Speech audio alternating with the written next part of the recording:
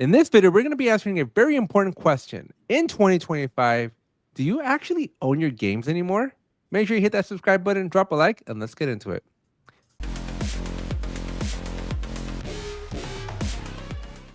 Danny, it's 2025 and gaming has changed so much over the last 20 to 30 years. And Yes, ownership is a huge problem. Yep. Ownership is very interesting. Do we own it? I mean, even today with the Nintendo Switch coming out, you will, if you physically go to a store and buy a game, you will physically get a piece of plastic at this point. Because that's all it is. Yeah. There's nothing in that piece of plastic. Okay. I would say in that piece of plastic is essentially a code where you download the rest of the game. What is so different than when we download games off of Steam onto our computer? You don't own it in Steam. Like that's a thing. They said you do not own. If you are downloading a game from Steam, you do not have ownership of that game. Even if you paid for it. Interesting. Even if you paid for it, you do not physically have, because the moment that a publisher or some acquisition happens 5, 10, 15, 20 years from now, whatever can happen, right? Anything can happen. All they need to do is comment out that piece of code and it is gone from your library. And we get no refund or nothing. No refund, nothing. So you do not own anything in Steam. And when you physically hold a cartridge, I can reach across, grab one of my many games that I have on the shelf here, and I can give it to you. And you can go put it on an Xbox. You can go put it on a GameCube, right? You can go put it on whatever and play it. I can play it. You can play it. We all play it. The data is in that item. What Nintendo doing here is bad. So you're saying they'll lock it, kind of like that. Did you see what they did to that Switch 2 that came out in the wild? I heard that Nintendo, I think on a very related topic, Nintendo's doing some shady things because for them to be able to lock and break your console, on whatever grounds they deem worth grounding, it's crazy. It is. So that means, do you own your console? They can brick it. Yeah, you're renting everything at this point. Yeah. Which is such a weird concept, right? Because I don't know. I don't know how long they can go for that, right? I think my 2 cents are the new generation, specifically you included, just don't care enough about nostalgia that you probably won't care. So I would say you owning my Halo 1, 2, and 3, and you can let me borrow it. It's pretty cool. But irrelevant. Except I have the Master Chief collection. So I don't care. Right. So that's why it's irrelevant, because does it matter that you can't play a game from 1999? No, because you can always download the most recent game with better graphics or some kind of cool gimmick. Like in my Master Chief collection, I can revert the graphics back to the original and then flip it back and forth. And like, wow, look at the improvement. But it's pretty awesome. But this is much more than convenience, Danny. This is a matter of principle. You physically exchange money with the concept, or at least the premise, that you will be in ownership of whatever it is you're exchanging your currency for. So it's not a matter of like convenience or preference. It's a matter of you are being told, here's a physical item, and up until 5 days from now when this thing launches, it used to mean that when you had that physical item, you physically own that item, but now it just means nothing. There's no point. Like, why even pick up a cartridge? I guess as a person that hasn't bought a physical copy of a game since probably 2013, 2014, I don't own any game boxes. Everything I have is downloaded on my Xbox or PC. Like, I have no need for shelves. The Switch is the only one. No, I'm lying. On the Switch, I downloaded my games onto it. So I have a really big SD card, and I have all my Pokemon on there, like every single generation that from the current gen. So I don't own any physical cartridges of anything. And you're okay with the fact that if Nintendo tomorrow wakes up and says, you can't have these games anymore, you're fine? I guess it just hasn't happened yet, to me. It hasn't happened yet. There is one game There was one game that happened on. It was PlayStation 3. Do you remember the game MAG? Yeah. It was all online. It was like 50 versus 50 players. It was awesome. Yeah, I remember. I have yours. Well, it doesn't work because the servers are down. I remember that. I couldn't play it anymore at But one that's point. different. That's slightly different though, because the same thing happened to me with the SOCOM confrontation, Hmm. but I still physically own the game. I just But can there's you no way play to it? you can't play it, but you still physically own it. And so there is a concept of like I think that's where gray lines started to be drawn, right? Where you bought a game, but the experience was not rented. Interesting. So now we're talking similar, but two different avenues. Yeah, because again, you still have ownership of it. You still have a paperweight at the end of the day.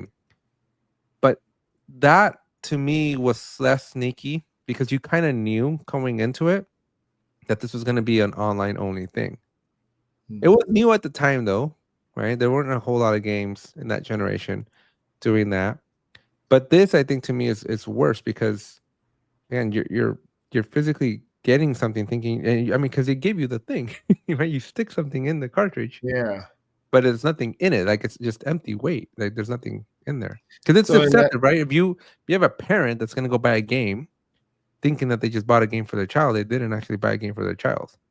yeah, because the kid goes home. Let's say they're on holiday somewhere in a cabin, no Wi-Fi. Can the kid play the game? Probably not. Can the kid let his sibling use it? Probably not. Hmm. And And then if they got the Switch and then went to that cabin, they can't play the Switch because the Switch 2 because they need a day one patch. yeah, God forbid they try to use Starlink or something, and Nintendo's like, nope, they're they're using an unauthorized Sorry. internet. Break the console. See, tell you it's a slippery slope to really really bad news. I can see the future where there is no more physical anything. I think it's closer, and this is a step forward towards that. I would embrace wholeheartedly this future, but I need to have the guarantee that when I exchange money for that item, it's mine. It's not at the liberty of you saying, "Okay, we're not supporting this anymore," or "We got into a argument with the publisher, and now we can't. Nobody else can have the game."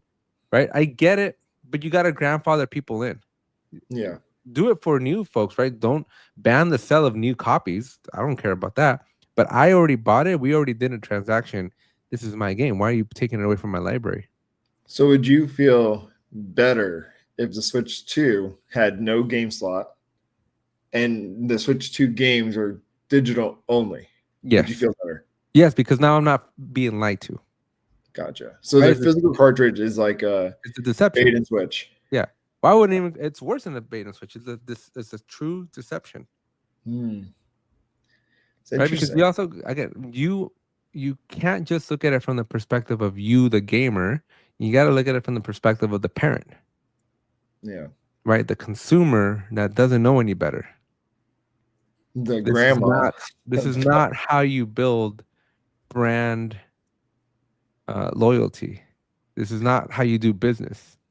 And Yeah. Nintendo's doing some shady things, like breaking your console, selling you fake plastic. I thought they were shady with that $12 game that shows you how the Switch works, and it's like a freaking demo, and it's like, why is that $12? I ain't getting paid for that. So far we've come from the days of Wii Sports that ship with every Wii. Didn't you hear that Reggie like fought for that to be included with the Wii? Mm. They wanted to charge it. He's like, no, it's got to be a pack in game. And because he did that, the Wii was a hit, dude. Yeah, well, because there's this concept of like you got to do good by the end user, by that consumer, right? Yeah. These are I don't know that Nintendo, if they continue down this path, and if right now it's all threats, right? Right now they're all just empty threats. But if it starts to become a pattern, people's switches are being bricked, where bad PR. It's basically like Southwest now that they charge for bags and assigned seating.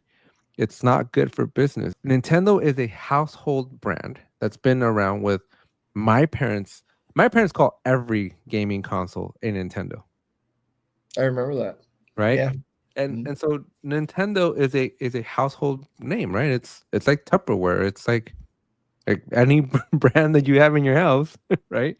It's not a Um, Tupperware, but that's the plastic is Tupperware, I guess. did you know that dumpster is a brand, not the name of the item? So like the big old garbage bin, Yeah, the big, dumpster is the name of a company that but makes. we use it like item, like that is Right, a right. That's what I'm dumpster. saying. So that's the similar thing, right? Where Nintendo is the name that you think, but it's not. It doesn't represent an Xbox or a PlayStation, Uh, right? yeah. But everybody calls it a Nintendo, especially in Hispanic families. But anyways, I'm just saying that you have a household name, you have a household brand, and you have a specific responsibility and recognition that you've grown since the '70s, and or Nintendo's freaking old, right? '70s, Yeah. '80s, right? And to tarnish it for an extra buck, That's what they've uh, been doing. This whole like every Nintendo Direct has always been like a what's cringe. happening now. But let's I not even get think, let's not even get started into 80, 70, 80, $90 games that they're going to be having.